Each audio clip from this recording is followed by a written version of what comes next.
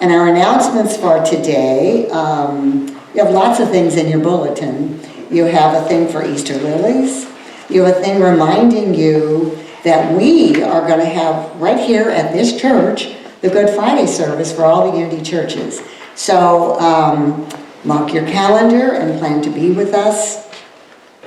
And also starting this week on Thursday is Marcia Schulte facilitating the Fillmore Wing Study Group. So there's a lot of information in there, and these are like, we're going back to like the original Charles and Myrtle Fillmore teachings. So consider joining. You can come in person, which I think is wonderful. But if you can't come in person and you want to come, you can come by Zoom. So I encourage you to take advantage of that. And Marcia is studying, I forget where she's at exactly, Neil, do you know? And her licensed Unity teacher completing that. And this is one of the things she's doing, is offering us these wonderful classes. So please come and support her.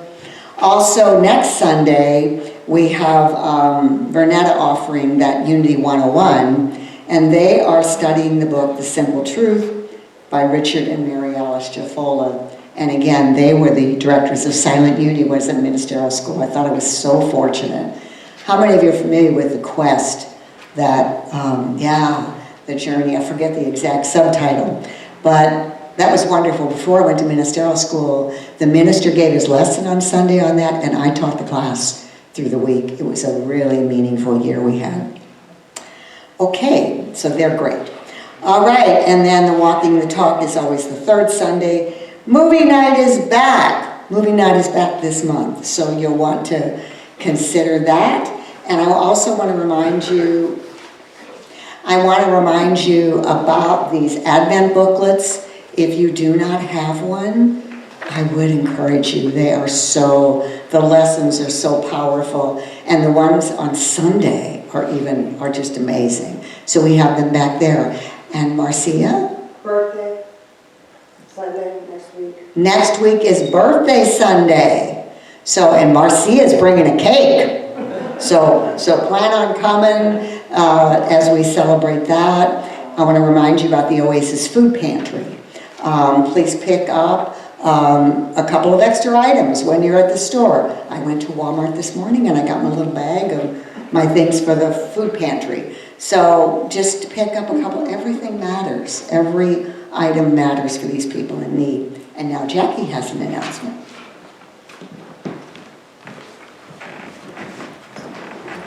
Good morning. Good morning. Let's see. I want to give a plug for Marcia's class. I've been gone to the first two of them. I think there's been two of them. And they're really fabulous. And we have some really deep discussions. So if you're looking to find more information about what Unity, not so much, Unity, but in general, spirituality, I encourage you to come to that class. And also, Unity South is going to be having a fundraiser on May 9th. It's going to be a concert and a potluck fish fry. And one of our members is a fisherman extraordinaire, right? And so he cooks up these fish, and they're fantastic. They're not like the fish that you eat. They're really, good. Not that, I guess you eat good fish, I don't know. Anyway, I invite you to come. It's going to start at 6 p.m. It's on a Saturday evening on May 9th. And I'll be here in a few weeks, I guess, to sell tickets. So if you want to buy a ticket, bring it's $30. So bring either cash or check, and we're trying to get like a credit card thingy, but don't count on it. so bring cash or a check. All right, thanks. Thanks, Jackie. And what a wonderful opportunity for us to support Unity South. They make our fundraisers a great success. So it's our turn, our opportunity, if you will, to support their efforts. So, okay. Now we're going to do our Unity Statement, our affirmation that's set in Unity churches and centers all over the world. So just imagine us all standing together and doing this affirmation together. Together, There is only one presence and one power in the universe and in my life. God the good, omnipotent. And then take a moment to really feel the truth of that. That God is always with us every second of every day, giving us everything we need to do our lives and to enjoy our lives or to walk through dark times. So we are so grateful that there is one presence and one power. So it is. Amen. Okay, now we're going to bless our youth. So think about cute little ones you know, and children all over the world. And also think about the cute little one in you. And if you're not aware of it, let it wake up and be joyful and happy in you. Okay, together.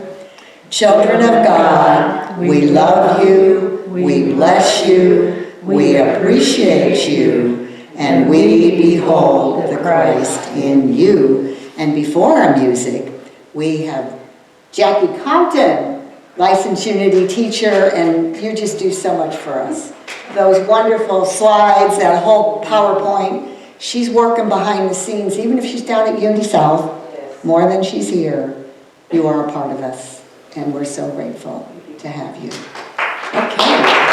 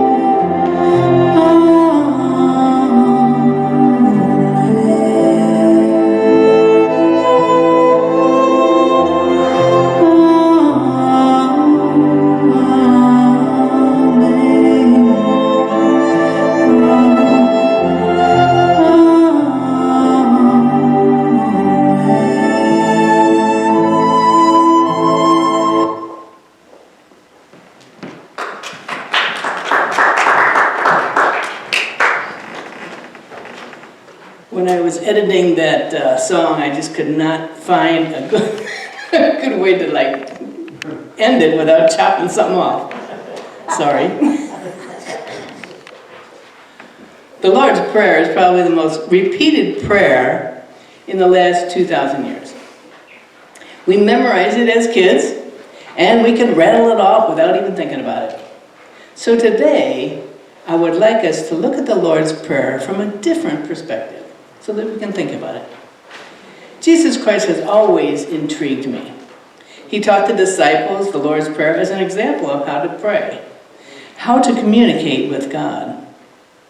Jesus' original words were spoken in Aramaic, but translations into Greek, Latin, German, and other languages, hundreds of years after Jesus walked on earth, really distorted Jesus' meaning.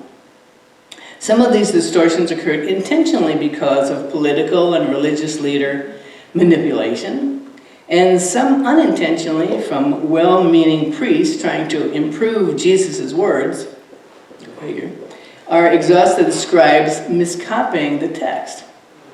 I believe a lot of Jesus' deeper message was lost in translation. In traditional religions, prayer is used by humans to tell God what they want Him to do for them. Heal them, save them from the poorhouse, make that difficult coworker behave themselves for once. Whatever they perceive their lack to be, that's what they pray for. Even today, people pray to get something from God or to try to change God's mind. Traditional Christian prayer implies that humans are inferior, that God is superior, and that mankind is a victim to outside forces and to God's whim. Humans and God are seen as separate, with man being on earth and God being in heaven. This approach to prayer really limits our existence. And I believe Jesus had a much grander vision for our prayer life and our divine life. Now you know that I'm a Reiki master, and as such, I use energy to heal. My favorite scientist, Albert Einstein, proved that at the most quantum level, everything is energy. Literally, everything is energy. This is not solid, it's energy. Scientists have proved this. So you can see why Jesus would intrigue me. He knew all about how to heal with energy. In studying Jesus, I have come to realize that the Lord's Prayer encases Jesus' beliefs about God as energy and vibration, and man's relationship with that energy. Of course, 2,000 years ago, Dr. Einstein wasn't around, but Jesus, because of his expanded consciousness, had access to all truth. And so Jesus knew everything was energy and vibration. A new Unity publication is coming out at the end of this month, by the end of March, entitled Creating Your Life, the Channeled Wisdom of Jesus. It's a Unity publication. It was written by the same person who wrote the book Understanding Your Soul, which I facilitated a book study on last year. In this new book, Jesus discusses how human beings are energy and how we can form our life by understanding and using that energy. So it's very practical. I will be facilitating another book study on this new book in the near future, so stay tuned for further information if you're interested. I believe the original Lord's Prayer was written in Aramaic, but it describes God-man energy relationship very well and comes closest to Jesus' original teachings. Today we're going to study the Aramaic translation. Dr. Rocco Errico and Dr. Neil Douglas Klotz, both biblical and Middle Eastern historians, have extensively studied the Aramaic language, culture, and scriptures, and their translations are what I will be using to discuss the meaning of this prayer. I present this information not as a rebel, but to offer a new way of contemplating Jesus' message. I ask that you listen with an open heart and mind. Now, Jesus' prayer is a roadmap to awakening, to harmonizing the body, mind, and spirit with divine will. What Jesus taught was not a religion, but a science of consciousness. The Lord's Prayer is not a passive chant. It is a spiritual activation code. I will go through the prayer line by line, discussing the spiritual formula Jesus was presenting for us to achieve divine awakening and expanded consciousness. I am not going to attempt to say the Aramaic words. We just heard those beautiful words in the song we just heard. You were given a handout of the Aramaic translation, which you can follow along with. The traditional first line is, Our Father who art in heaven. The Aramaic translation is, O birther, Father, Mother of the cosmos. You create all that moves in light. You are the breathing life of all. First off, when Jesus addressed God as Father, Mother of the cosmos, he fused the divine masculine and feminine. He didn't pray to a male disciplinarian deity, which was the Jewish custom, but he prayed to the source of all life, creative breath, the sacred vibrational energy. Jesus referred to heaven as this dimension of vibration, the field of subtle energy from which all physical reality emanates. He's invoking universal source that dwells within all things, the intelligent frequency that animates the cosmos. He was not teaching external worship.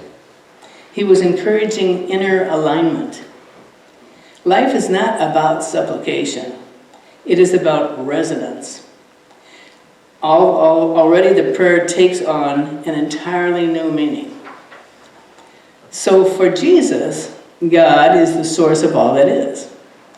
That loving, benevolent mother, father, energetic source of comfort, knowledge, guidance, and protection.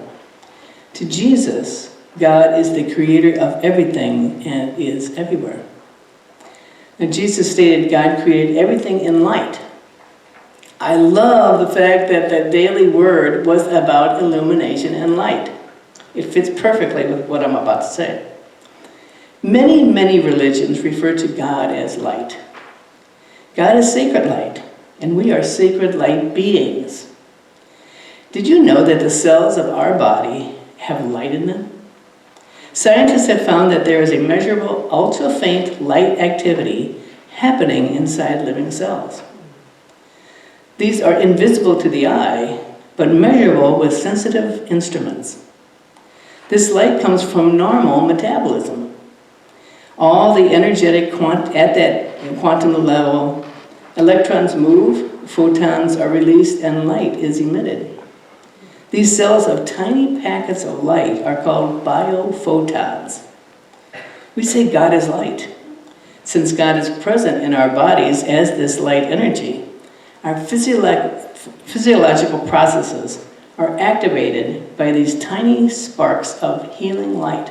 Isn't that fantastic? That's just a fantastic thing about it. Under special microscopes, tissues literally shimmer. So saying, I just get tickled when I think about that. So saying we are beings of light is not just mystical poetry, they are measurable evidence of this. So right off the bat, Jesus is inviting people to see God as a loving, energetic force, a partner in creation, one who is a safe harbor for safe spiritual growth and fulfilling life. Next line, hallowed be thy name.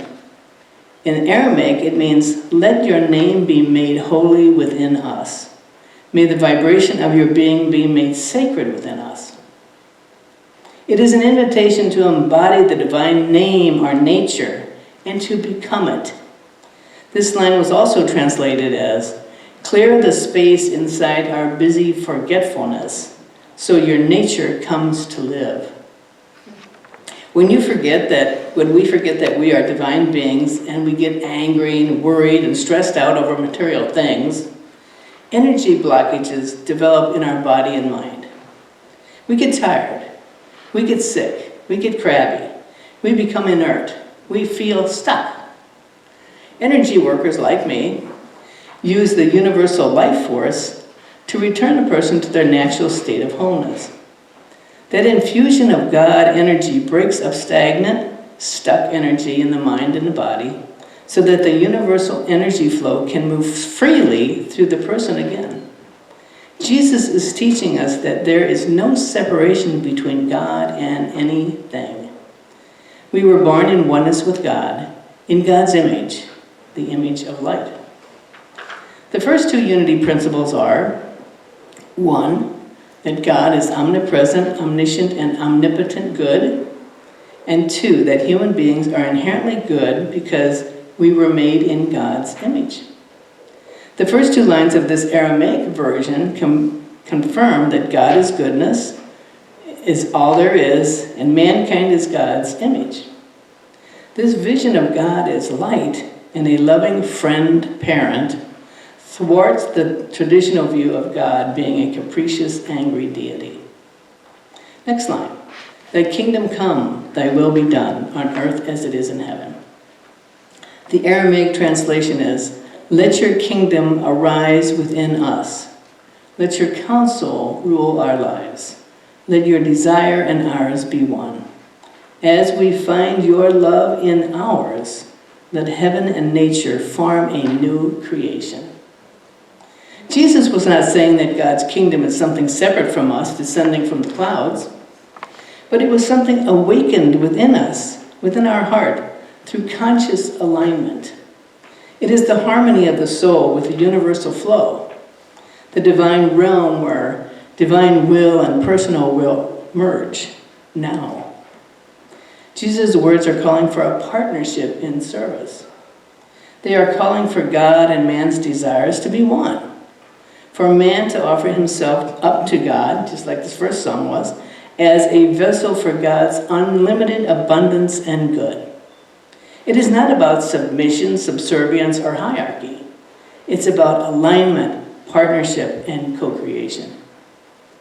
Jesus' message is less about waiting for heaven to occur later, and it's more about finding heavenly peace and love in daily living as a result of alignment with God now. This one line in particular is beautiful because it sums it up. As we find your love in ours, let heaven and nature form a new creation. To me, that means when we open ourselves up to God's light and love, and we feel that love within us, we become a new creation, a new person conscious of our divinity. We recognize Spirit's spark within and ask God to move us in spiritual ways. Jesus wasn't teaching obedience to an external authority. He was guiding us to become one with the unfolding intelligence of the universe. At that point, we are no longer little insignificant nobodies, but we are powerful, transforming beings of light. We are expressing who we really are. We are releasing the divine pattern of love deep within us so we can shine our inner light. So how do we shine our light? The next 3 lines tell us how to expand and align our consciousness on the energetic level of life. Give us this day our daily bread. The Aramaic translation is, grant what we need each day in bread and insight, subsistence for the call of growing life. Now, bread is a symbol for physical food and spiritual nourishment. Jesus is informing us to open ourselves daily to divine nourishment, to receive the energy of the source, the living frequency that flows into us when we are open and willing. We must be mindful and conscious of our intentions and our interactions in daily life, since every moment is an opportunity to exchange life, breath, and energy, and expand our vibration through nourishing ourselves and others. We must mindfully receive, with gratitude, our spiritual food, as it is the very energy that sustains our divine being. Next line. Forgive us our trespasses as we forgive those who trespass against us. The Aramaic translation is, don't let us lose ourselves in forgetfulness. Loose the cords of mistakes binding us, as we release the strands we hold of others' guilt. Free us from what distracts us from our true nature. Now, Jesus refers to sin not as guilt, but as misalignment, and forgiveness as a recalibration of love flow. To forgive is to dissolve blockages, restore energy, and re-enter the flow of health, abundance, and peace. We are all one, all connected energetically. When we forgive another, it appears to us as an interpersonal transaction. But in reality, we are initiating the energetic law of resonance when we forgive another. As long as we are focusing negatively on the person and their transgressions toward us, we are contracting our own energy. But when we release the person from our resentful grip and love that person by forgiving them, our own energy expands, and we are relieved and at peace once again, because we have become realigned with the energetic flow of spirit within us. We must therefore act first for our own good. Jesus is saying we cannot be freed of our misery, freed of our sin, freed of our mistakes, our debts, our errors, until we free those who we perceive have offended us. Our ego's perceptions entangle us. Sin, our human character defects, cause entanglement. We get entangled in who we are in relationship with others. That clogs our energy in our life. Let go. Not for the other person's sake, but for yours.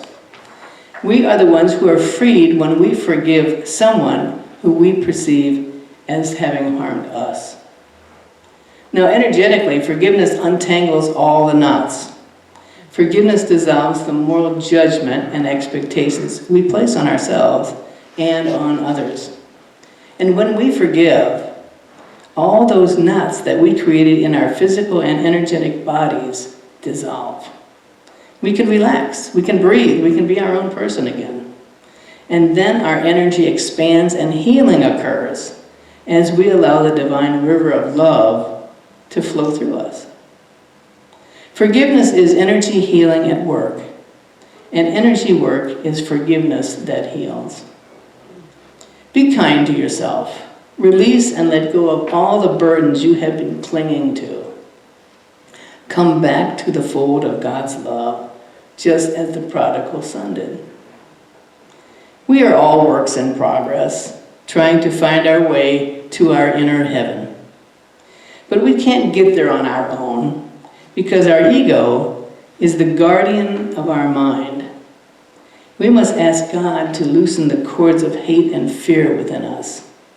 We must begin the process by being willing to offer love to others who have offended us.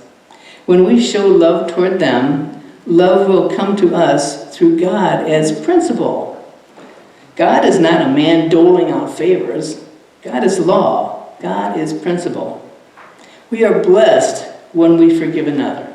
Not because God thinks we are sincere or because God was waiting us to get it right, but because God is law. What we focus our thinking and feelings on manifest as loving or adverse events in our own lives. If we are resentful and unforgiving, we will attract that energy into our lives. Love and forgiveness expands our energy and blesses us. That is what Jesus was teaching.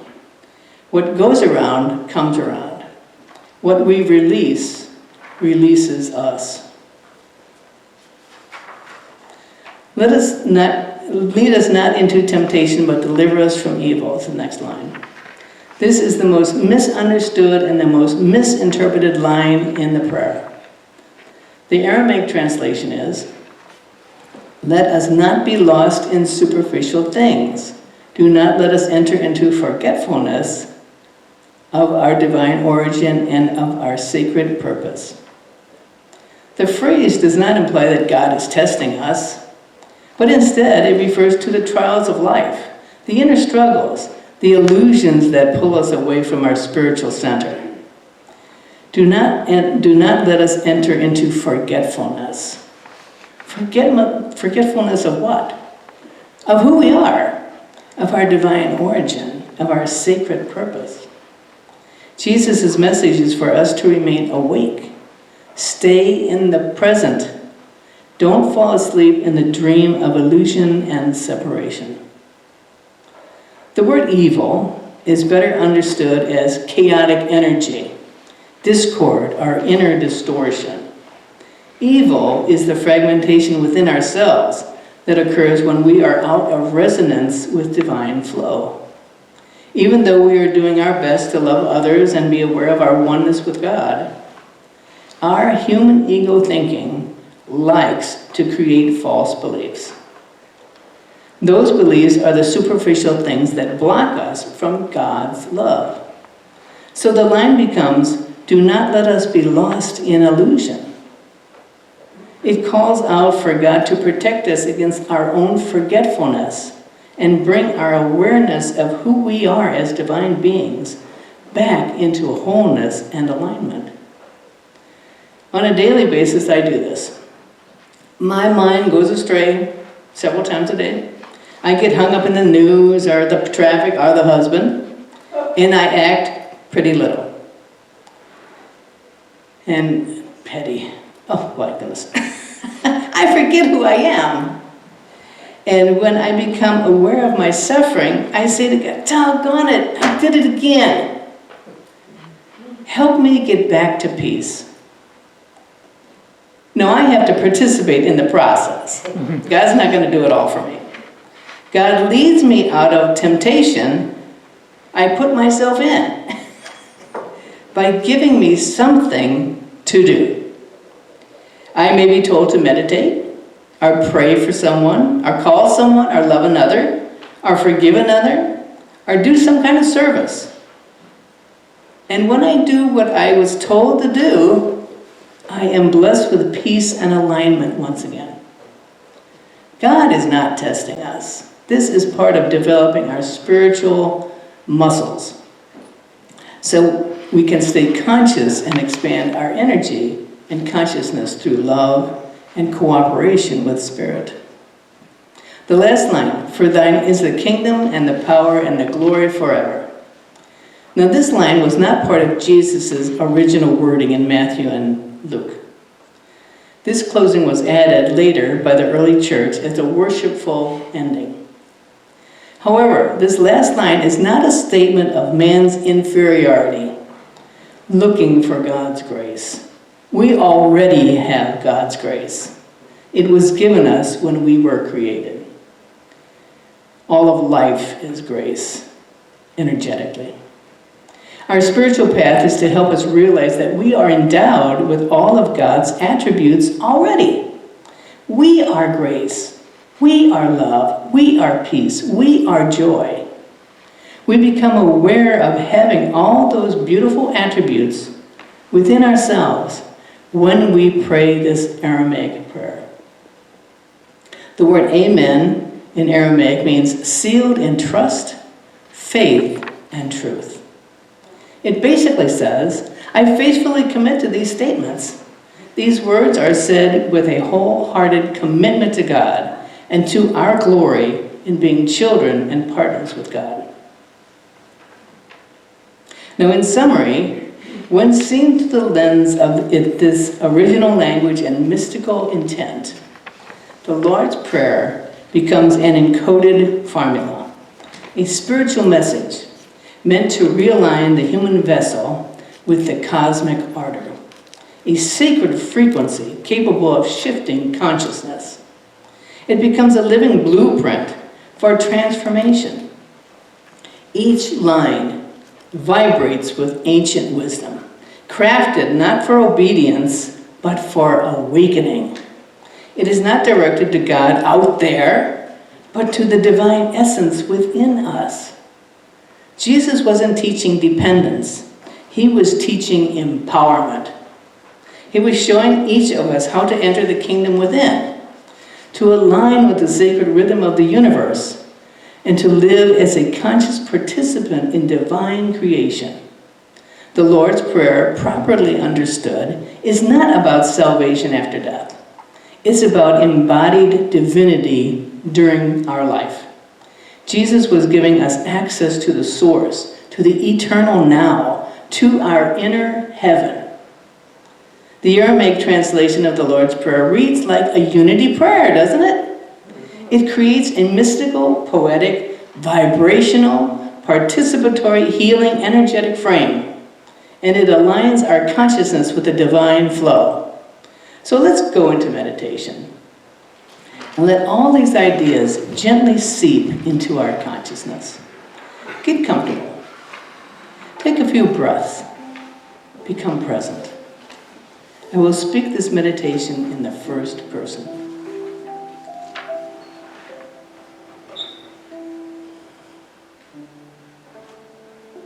There is one life, one source.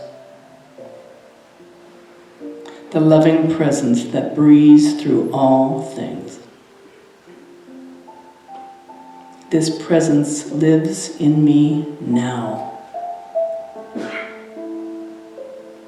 The divine name is awakened in my heart.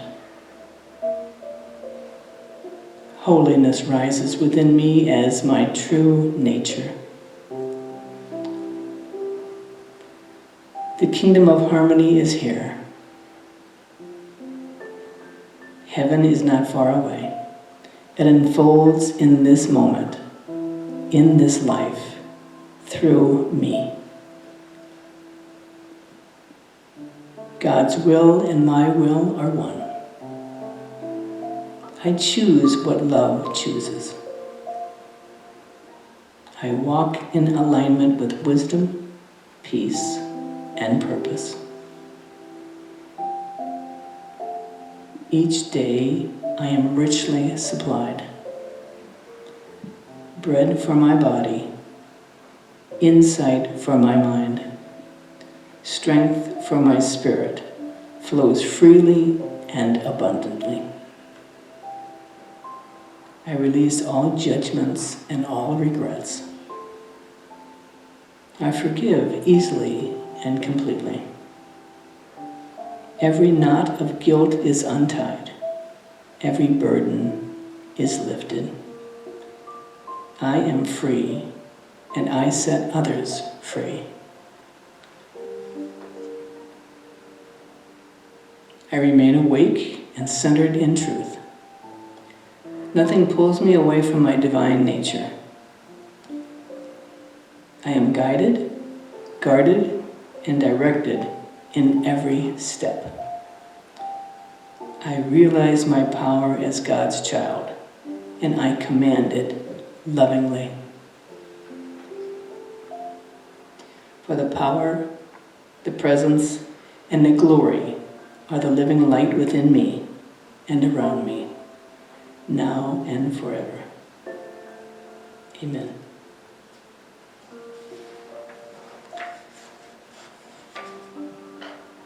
So instead of reciting the traditional Lord's Prayer, let's recite the Aramaic translation. Allow these words on this page that you received. Allow these words to wash over you as we read this prayer aloud from your handout. O Birther, Father and Mother of the cosmos, you create all that moves in light. You are the breathing life of all. Let your name be made holy within us. May the vibration of your being be made sacred within us. Clear the space inside our busy forgetfulness so your nature comes to live. Let your kingdom arise within us. Let your counsel rule our lives. Let your desire and ours be one. As we find your love in ours, let heaven and nature form a new creation. Grant what we need each day in bread and insight, subsistence for the call of growing life. Don't let us lose ourselves in forgetfulness. Loose the cords of mistakes binding us, as we release the strands we hold of others' guilt. Free us from what distracts us from our true nature. Let us not be lost in superficial things.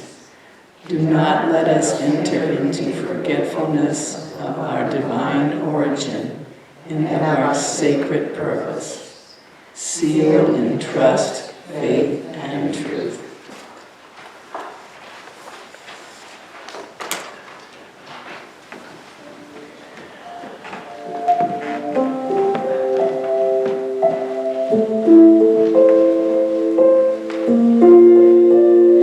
I don't ask the world for space, I expand. I don't ask for love, I radiate. I don't ask to heal, I declare wholeness now. I don't ask for worth, I remember who I am. I speak from the core, not the crowd. I rise with thunder, not applause. I'm not here to try, I'm not here to please. I'm here to command frequency with ease. I don't ask, I command.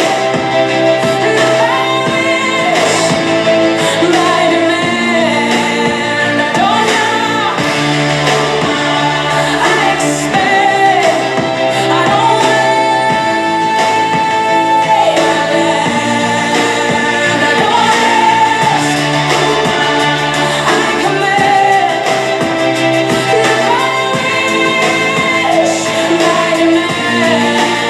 I don't knock, I expect. I don't wait.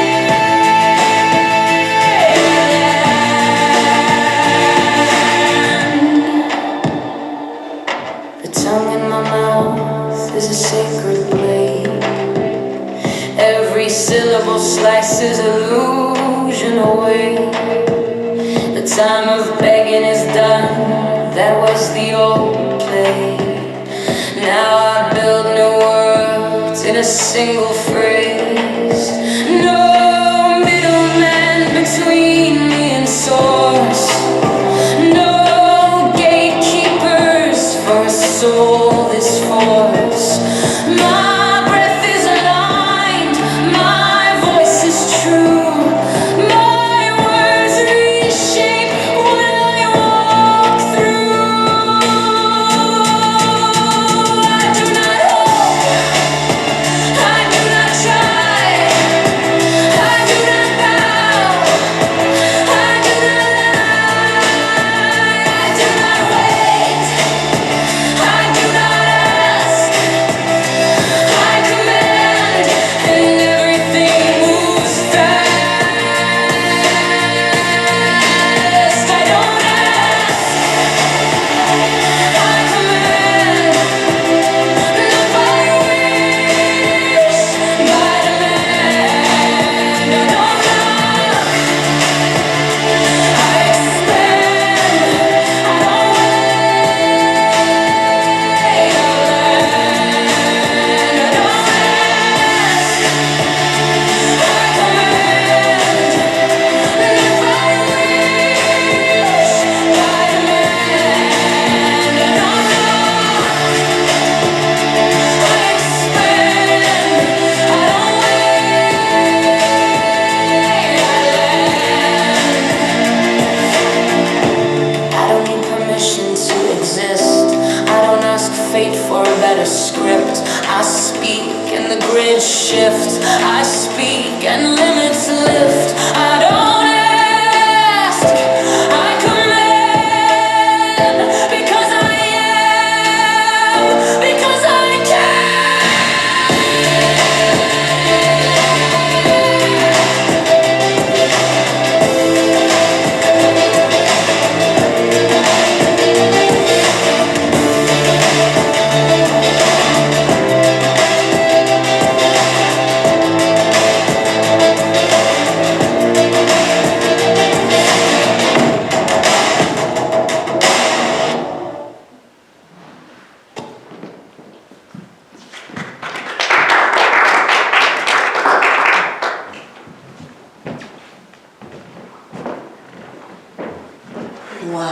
Thank you so much. I've written all over mine. I want to get another one. What a wonderful gift. Thank you for bringing that to us. And I love that song with the light. And then I'm looking up here at our window with the rays of light and the dove, and light is just everywhere. Thank you. Okay, now is the time in our service when you're invited to share your financial gifts with this ministry. And so if you'll take the gift you brought in your hand, and we'll bless it together.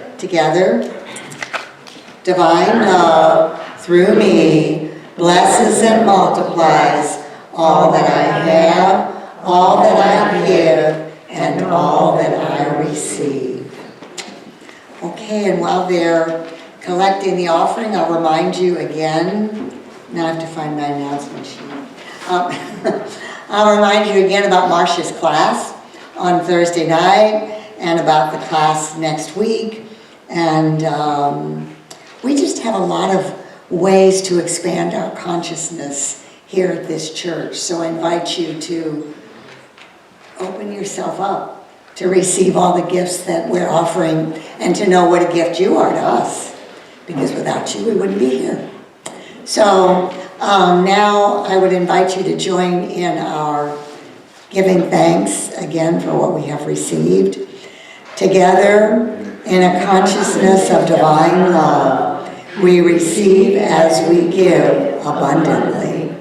Magnifying these gifts and pouring them out in service, we celebrate prosperity.